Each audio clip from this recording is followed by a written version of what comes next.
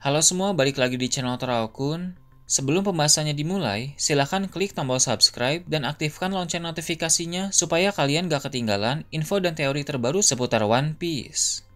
Buat kalian yang mau informasi tambahan soal SBS atau databook, kalian bisa follow Instagram Toraokun. Di sana admin akan memposting soal SBS, databook, dan berbagai teori singkat. Sekarang lanjut ke pembahasan. Baru-baru ini, Shanks melakukan aksi yang menggemparkan ketika dia mengalahkan Kid dan Killer hanya dengan satu serangan saja. Alasan aksi Shanks itu sangat luar biasa karena kita tahu Kid dan Killer bukan bajak laut sembarangan. Mereka berdua merupakan bagian dari generasi terburuk yang memiliki kekuatan hebat dan pengalaman bertempur yang cukup banyak. Namun, kekuatan dan pengalaman dari Kid dan Killer rupanya tidak berguna di hadapan Shanks. Shanks menggunakan teknik tebasan bernama Kamusari yang membuat Kid langsung tidak sadarkan diri. Killer yang juga mencoba menahan tebasan tersebut langsung tumbang dan mengalami batuk darah. Kekuatan yang dimiliki oleh Shanks benar-benar luar biasa. Selain soal kekuatan, hal menarik lain dari Shanks juga adalah pergerakannya dalam saga terakhir ini. Shanks akan mulai bergerak jauh lebih aktif dari sebelumnya sebab dia berniat mendapatkan One Piece. Dalam video kali ini, channel Toraokun akan membahas tentang semua kekuatan yang dikuasai oleh Shanks dan pergerakannya setelah mengalahkan Kid. Mari kita mulai membahas tentang kekuatan Shanks terlebih dahulu. Pertama, Shanks memiliki Hoshoku Haki yang lebih kuat dari semua karakter yang masih hidup pada saat ini. Hoshoku Haki milik Shanks benar-benar luar biasa. Dia bisa membuat banyak sekali orang tumbang dengan aura intimidasinya. Selain berguna untuk menumbangkan orang-orang lemah, Hoshoku Haki Shanks juga bisa menumbangkan orang-orang yang cukup kuat. Tidak hanya kuat, aura intimidasi dari Hoshoku Haki Shanks pun memiliki jangkauan yang sangat jauh. Shanks pernah membuat Admiral Ryokugyu terintimidasi dengan Hoshoku Haki dari jarak jauh. Saat itu, Shanks berada di lautan dekat Wano Kuni, sedangkan Ryokugyu berada di dekat ibu kota bunga. Hoshoku Haki dari Shanks pun bisa dipakai untuk melapisi serangan, sama dengan beberapa nama besar lain. Ketika serangan dilapisi oleh Hoshoku Haki, maka dampak dari serangan tersebut akan semakin kuat. Teknik Kamusari yang Shanks gunakan untuk mengalahkan Kid dan Killer adalah teknik tebasan yang berlapis Hoshoku Haki. Kedua, Shanks memiliki Kenbunshoku Haki untuk melihat masa depan secara jelas dan bisa mendeteksi lingkungan sekitar seluas satu negeri. Dalam pertarungan melawan Kid, Shanks bisa melihat masa depan secara jelas, di mana Kid akan menghancurkan kapal-kapal milik armadanya. Kid bilang dia akan menghancurkan armada Shanks dalam waktu 10 detik. Itu berarti dengan Kenbunshoku Haki, Shanks bisa melihat masa depan sejauh 10 detik, bahkan lebih. Kemampuan tersebut sangat luar biasa, jauh melampaui Katakuri, Luffy, dan Kaido yang hanya bisa melihat masa depan sekilas saja. Bisa melihat masa depan 10 detik bahkan lebih sangat menguntungkan bagi Shanks. Sebab sebelum para musuh bisa sempat beraksi, Shanks sudah tahu musuh itu akan melakukan apa. Sehingga Shanks bisa menyerang lebih dulu atau bisa mengambil tindakan antisipasi. Kenbunshoku Haki Shanks pun dapat mendeteksi lingkungan seluas suatu negeri. Hal itu terbukti di Wano Kuni ketika Shanks yang berada di lautan bisa tahu lokasi Ryokugyu di dekat ibu kota bunga. Ketiga, Shanks memiliki Bushishoku Haki yang kuat dalam menyerang dan bertahan. 2 tahun lalu, Shanks dengan santai pernah menangkis tinju Akainu memakai pedang. Walau pedang Shanks tidak menghitam, tapi Shanks melapisi pedang tersebut dengan Bushishoku Haki. Keempat, Shanks memiliki kemampuan berpedang yang dapat disandingkan dengan Mihawk. Mihawk memang pendekar pedang terkuat, yang mana keahlian berpedang Mihawk pernah disebut di atas Shanks. Namun, perbedaan kemampuan mereka dalam berpedang hanya sangat tipis, sehingga bisa dibilang keahlian berpedang Shanks juga sangat tinggi.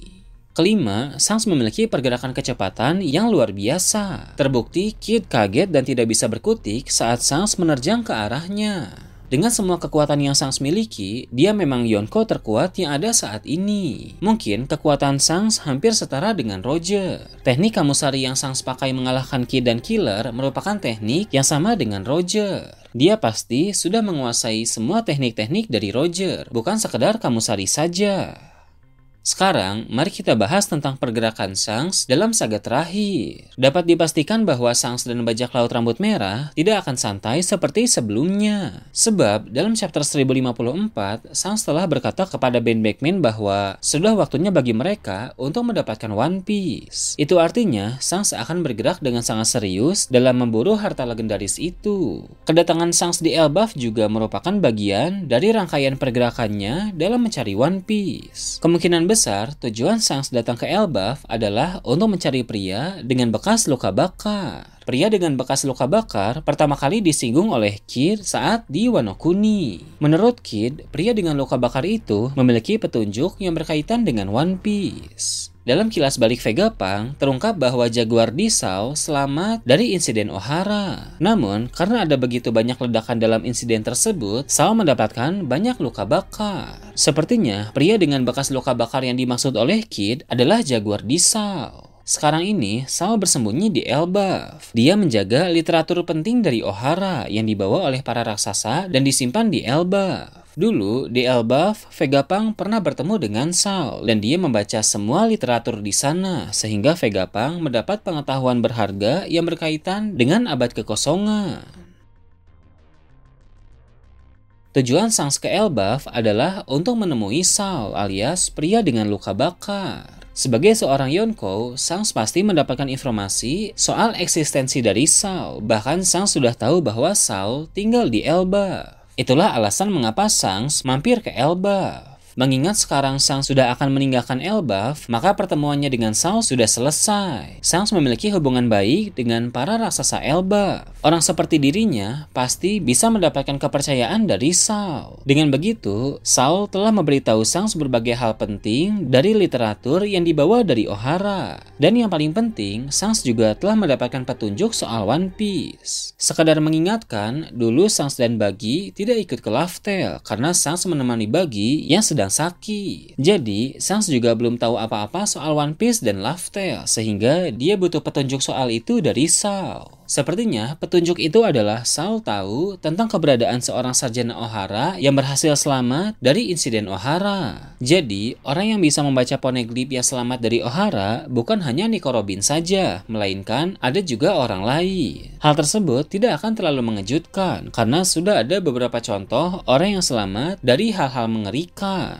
Sao tahu tentang orang itu dan di mana dia berada. Dengan begitu, Shanks akan segera menemui orang tersebut. Untuk bisa mendapatkan One Piece, seseorang harus mengumpulkan keempat Road Poneglyph. Setelah itu, tulisan kuno yang berada di Road Poneglyph harus dibaca agar lokasi Pulau Laugh Tale bisa diketahui. Maka dari itu, Shanks membutuhkan bantuan dari sarjana Ohara tersebut. Selain bergerak untuk mencari orang itu, Shanks juga akan mulai berburu sisa Road Poneglyph yang belum dia miliki. Jadi, Shanks, Luffy, dan Kurohige sebagai 3 kandidat terkuat untuk calon Raja Bajak Laut yang baru, masing-masing punya cara tersendiri untuk mengetahui lokasi Pulau Laugh Tale jika mereka berhasil mengumpulkan semua Road Poneglyph. Shanks akan mengandalkan sarjana Ohara yang akan dia temui atas petunjuk dari Sao. Luffy tentu dengan mengandalkan Nico Robin dan Kurohige dengan memanfaatkan puding yang telah dia culik. Saat mata ketiga puding bangkit, Big Mom pernah berkata bahwa puding akan bisa membaca Road Poneglyph. Nah, itu tadi teori tentang semua kekuatan yang dikuasai oleh Shanks dan pergerakannya setelah mengalahkan Kid. Gimana menurut kalian? Silahkan tulis di kolom komentar di bawah. Oke, segitu aja untuk pembahasan kali ini. Jangan lupa like, share, dan subscribe untuk video menarik selanjutnya. Gue Toraukun, Shambles.